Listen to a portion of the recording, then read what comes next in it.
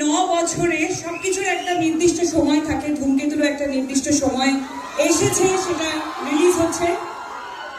R specially about me and দেব, আমরা দুজনে কখনোই এফর্ট দিইনি আমাদের জুটিটাকে বাঁচিয়ে রাখার, কিন্তু আমাদের জুটিটা বেঁচে থেকেছে তোমাদের ভালোবাসায়, তোমাদের অনুভূতিতে।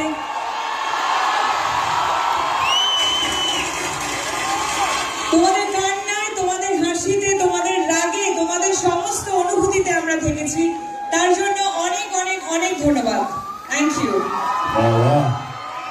এটার পর একটা কথা বলতেই হয় দেবদা, আমরা আমাদের জন্মের আগে থেকে দেখেছি, আমার মা বাবার কাছে শুনেছি, আমরা সবাই উত্তম কুমার এবং সুচিত্রা সেনের জুটি নিয়ে কথা বলতাম। ওনারা একসাথে প্রচুর সিনেমা করেছেন। তারপরে আমরা দেখেছি বোম্বাদা আর ঋতুপর্ণা সেনগুপ্ত, ওনারাও 50-60টা সিনেমা একসাথে করেছে। তারপরে এত পপুলার একটা জুটি ওনাদের, তারপরে যদি কোনো জুটি থাকে, আর সেটার জন্য এত উন্মাদনা তো আমরা দেখিনি কারোর জন্য,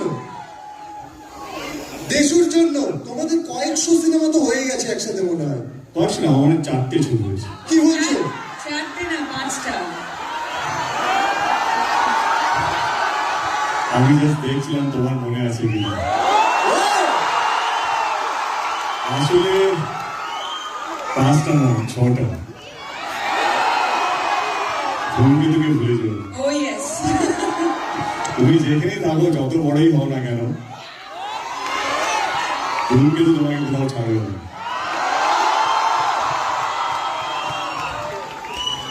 এবার প্লিজ তোমরা বসো। আমার কোন profile now, left or right? সব প্রোফাইল। রাইট।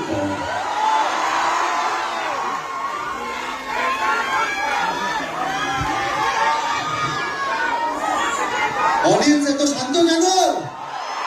শান্ত থাকলে হবে না, আমার আওয়াজ যেন শোনা না যায়, ঠিক আছে?